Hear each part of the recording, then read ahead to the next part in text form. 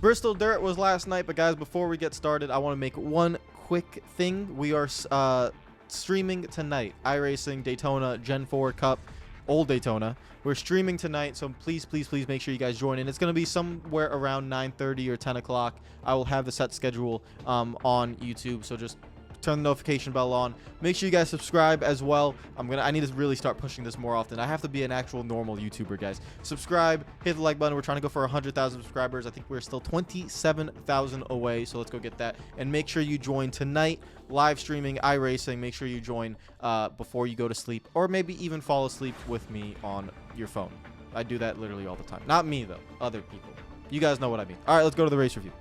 Last night was the Bristol Dirt Race, and I think it's probably going to be the last one, which is not a surprise to many people. And that was the storyline heading into the race, was that there was a lot of divide on whether this race should even be happening anymore because of, well, fans kind of being split on it, but even drivers being like, why are we putting dirt on one of the best tracks that we have?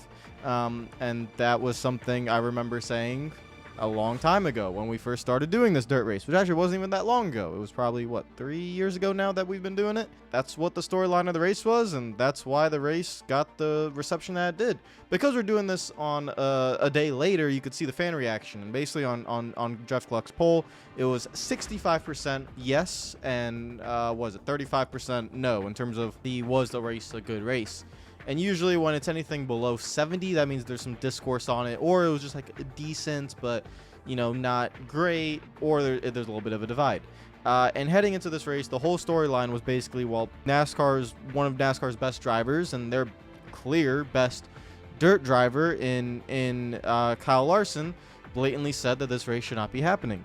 And so that was the storyline heading into the race, and during the race, you could kind of see why. There were 14 cautions in a 250-lap Bristol race. So, yeah, there's usually 14 cautions in a 500-lap Bristol race if it was on the pavement. But that was not really the story. It was just that putting dirt on this track, you know, was cool at first, I guess. I didn't agree with it back then. I remember my opinions on it, but it was like, you want to try something different, try something different. Fine, I'm okay with it. But it's just not working.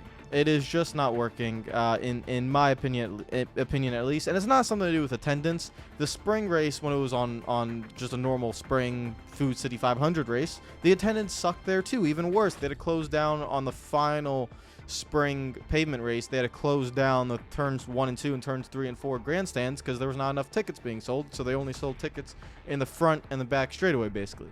So obviously that is not ideal. With the Bristol Dirt Race, I assume they probably sell a little bit more, but it's still not ideal. And the reason is, listen, the Bristol Night Race is what sells. And even then, that doesn't sell as it used to, but that is what sells. So you have to start looking at it. Do you take a race date away from Bristol, which honestly wouldn't be the most surprising thing, because Bristol, as it's such a great racetrack, the spring race in recent years has been affected by weather a lot. And it has not sold, and that is because the folks of Bristol, Tennessee like and go to the Bristol Night Race. That is just the race that is the most popular one. If I was in the area and I had to choose a race, that's the race I'm going to. It's going to be the Bristol Night Race. So this leads back into, you know, what I've been saying for a long time in terms of give every track one race date. And then that's also a problem because you have to take one away from Daytona. You have to take one away from Talladega. You have to take one away from Martinsville. And you don't want to take race dates away from those places because those places are awesome. You have to take one away from Darlington. You have to take one away from wherever else that we go, two tracks now. And you essentially have to shorten the schedule a little bit, which will then lose money for the sport. And you would lose money for the tracks because every racetrack would only have one race date. And that doesn't really work. So that's where it gets to, well, do you give Bristol, I mean, Bristol is one of the best racetracks on the schedule, so do you give them 2 race dates and just kind of deal with the lack of attendance and the lack of popularity in the spring date? Do you move it? Well, you can't really move it to the second half of the season because the night race is already there. So where would you even move it to? It's kind of already in an okay spot, so you can't really move it anywhere. Like in the summer, it's not going to sell more, and right after Daytona, it's not going to sell more. So where do you move that? That's the kind of complication. So with those complications, that's where the dirt race comes in. And with the dirt race, again, first time it was cool. Now it just feels like, why are you doing this? These are cup cars. These are stock cars. This is the premier auto sport in America. Why are you putting these cars on dirt? If you want to do dirt racing, get into a late model. Have an exhibition. I still talk about the, from back in the day, those exhibition races at Eldora. I think it was Tony Stewart put on for charity races, I'm pretty sure. Those exhibition races that had Jeff Gordon, it had Kyle Busch, it had Jimmy Johnson, it had Tony Stewart, it had a lot of the guys, and they were racing late models. That was really fun. If you want to put NASCAR on dirt, then you kind of got to do it that way. Is like an exhibition race or an all-star race or something in that kind of way. Not actually taking the stock car, which is just not made to be on dirt, and putting it on dirt at a track, which is fantastic without the dirt. And with the dirt, it just kind of becomes a little bit of a chaotic wreck fest that doesn't really make any sense. There's so many things are different about a dirt race. The point is, you have red flag intermissions after the stage breaks. You can't really come down pit road. You can't change your tires during a stage. You can only change them at the end of stages. It feels like this is a points race. It just feels kind of weird. On the other side of it, you have the argument of, well, it should be different. You have Atlanta now. That's a 1.5 mile super speedway, which is very different. Over the course of, I think, from the previous 2 weeks to the next 2 weeks, you go to so many different racetracks. You go to a track like Richmond, then you go to Bristol Dirt, then you go to a short track like Martinsville, then you go to a super speedway like Talladega. Before that, you had Atlanta, and so you have so many different types of tracks, and so a lot of fans like the spread of variety and different and stuff like that. You don't want to have the same amount of tracks over and over and over. So if you just go to Bristol on the pavement, well, then you have Bristol and Martinsville back to back, 2 short tracks. So that's another argument. In the end, I thought yesterday's race was just as the season has been. It's just been kind of okay, but kind of lackluster. And I think whenever the ratings come out today or tomorrow, whichever one it is, it's going to show that it's not going up against anything. The Bristol Dirt Race didn't go up against really anything other than, no, not even the Masters. The Masters ended before the Bristol Dirt Race went apart. So you don't even have the Masters to contend with. There's no really other sporting events. Basketball's at the end of the, basically season. No one gives a crap about the end of the regular season games as everyone's resting. There's no other real national event that it is going up against, and you will see the ratings most likely drop. And that is definitely not a good sign whatsoever. And I just don't think it really has a lot to do with the on-track product. But I also, at the same time, don't think Bristol Dirt is an answer to anything, or even that we should be doing it for a points race. It just doesn't feel right. And I had that same feeling that the whole time. That's at least what I thought. When it comes to the race, like I said, 14 cautions. It's definitely like caution. Kind of chaotic, going all over the place. Hard to really keep track on who's fast, what's going on with strategy.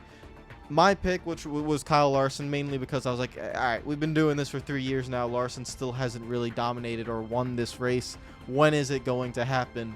I thought it would be today, but it wasn't. It was the other dirt expert that I think a lot of people still underrate that ended up winning. We'll get to him in a second. But Larson on pole does really, really well, dominates the race, and then it kind of all goes wrong. Contact with Ryan Preece early on, or contact with Ryan Preece basically sent him into the wall, and that was his race over. But before that, he spun out on his own, and this is just really weird to see someone of Larson's talent spin out on his own. That was what put him in the back of the pack, and then he spun. But he was also having issues with the car handling. He wasn't happy with it after the first stage. So I don't know. He's so good that it's kind of surprising when you see him struggle. That he has kind of struggled throughout the Bristol Dirt era. He has not really done that well, which is kind of odd. But Larson was the race favorite, and that contact with Ryan Preece ended his day. And apparently Ryan Preece on the radio, there was some talk about him, basically similar stuff like Denny Hamlin, because Denny Hamlin admitted to wrecking Ross Chastain on purpose, and Ryan Preece kind of, in a way, did the same thing. But I mean, Denny Hamlin got a penalty for wrecking somebody on purpose, so no, he thinks he's better than everybody else. That everybody else should just pull over for him, evidently. Yeah, I mean, it's eye for an eye, I think it's just the thing about dirt racing is dirt racing, you know, Preece puts Larson in the wall, I guess, and Larson's car was broke, and then Larson comes back down the track, hits Preece, goes back up the track, hits the wall. Definitely, they're not happy about it. There was some frustration about it. I don't really have a opinion either way. I mean, it's just the nature of the dirt racing. I mean, I'm sure Ryan Preece kind of probably did mean to put Larson in the wall, and he basically said like that Larson shouldn't be racing like a dick because he's so good, essentially. I get that, but I mean, that's the problem that NASCAR got into now with that whole stupid Denny Hamlin situation.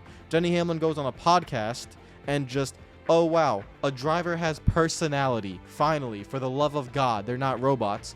And then you penalize them for going on a podcast saying that they wrecked someone. So now you've opened Pandora's box. Okay, so if someone on the radio or someone in a post-race interview says, oh yeah, he was racing me like a dum-dum, so I decided to wreck him. Oh, how is that not different from what Denny Hamlin did on a podcast?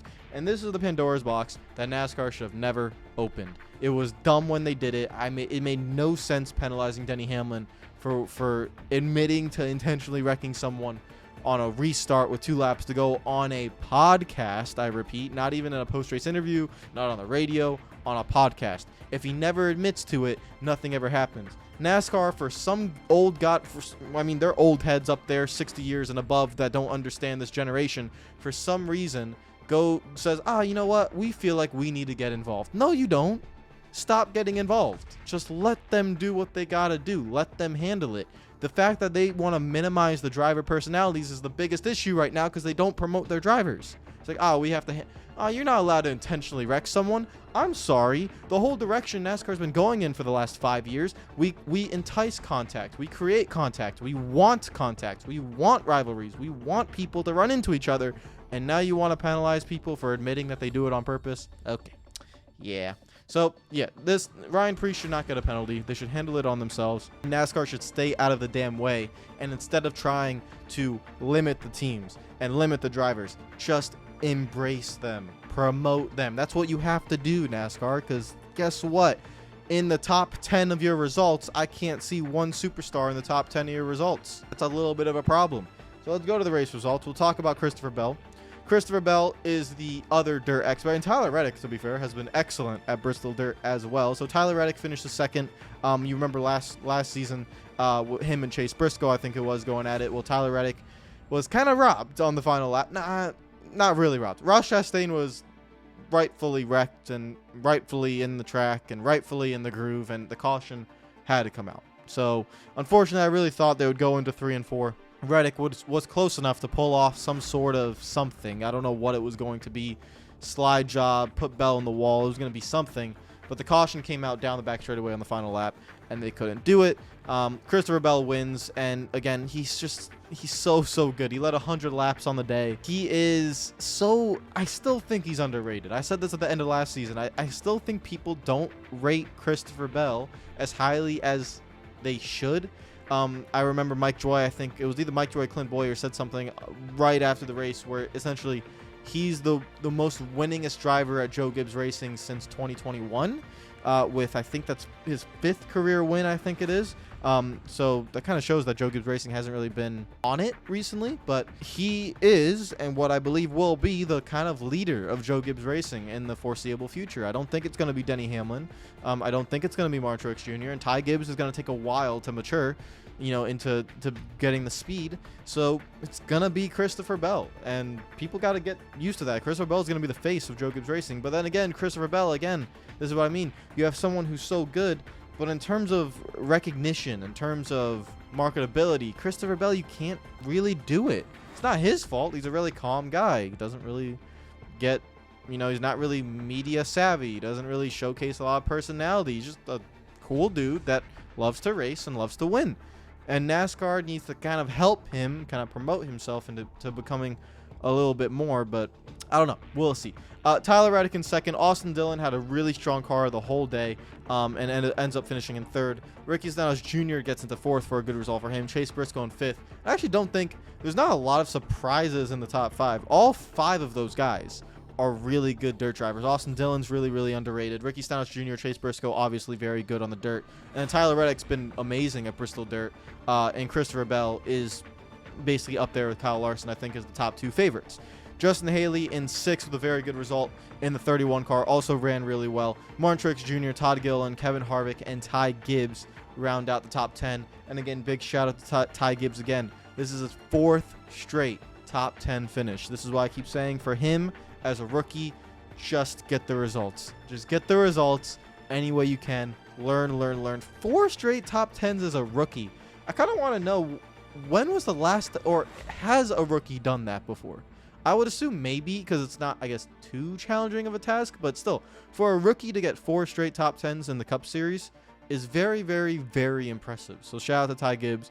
I still think he will be really good in the future. Just for this season, just get the learning experiences out of the way. Bubba Wallace recovered for a 12th place finish. He had a very eventful race early on. William Byron in 13th, Eric Jones 14th, Harrison Burton 15th, and then the rest of your results. There are a lot of fast guys that did not get good results. Denny Hamlin, 22nd. Ryan Blaney, 23rd. Ryan Preece, who was involved with the contact of Kyle Larson, 24th. Daniel Suarez had incidents as well, 25th. Ross Chastain was wrecked on the final restart, 28th. Alex Bowman, 29th. Kyle Busch in 32nd. Kyle Larson, 35th.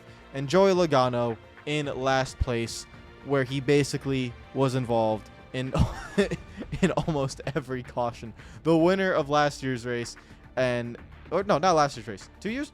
No, last year? 2 years? The first one? Yeah, the first one. I don't know why I thought he won last year's. The winner of the first Bristol Dirt race, Joey Logano, ended up just hitting everything and everyone, and was out of the race on lap 96. And I think he was happy to, because he was in a mess, essentially. And that will be it for Bristol Dirt. Again, what do you guys think in the comments down below?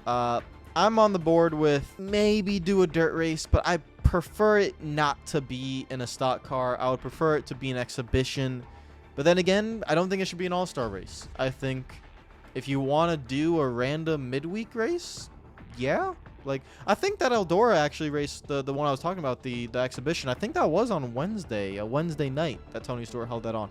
If you want to find some spot in the schedule, maybe, I don't know, when you're in Charlotte, maybe, if you want to do that Eldora race in a midweek, you don't have to do a lot of travel, you can do exhibition, invite 20 drivers, get late models, go to Eldora. I'm fine with that, but to do it at Bristol, I don't think this is working, in my opinion. But we'll see. Marcus Smith and the head boys at NASCAR will decide. I don't think the fans really will decide. The drivers have made it clear they don't really want to do it. I think the fans are split on it. It really depends on what you want to do. Do you want to go back to a paved Bristol?